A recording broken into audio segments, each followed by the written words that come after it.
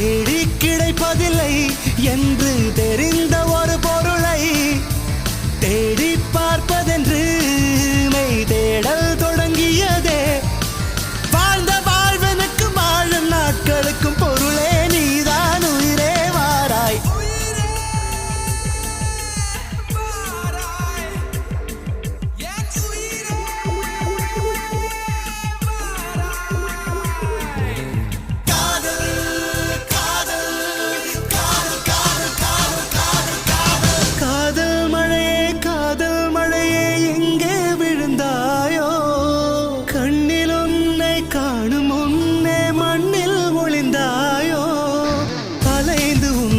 அடைவது வாழ்வில் சாத்தியமா? நான் நடந்து கொண்டே எறிவது உனக்கு சம்மதமா? அடி உனக்கு மனத்திலே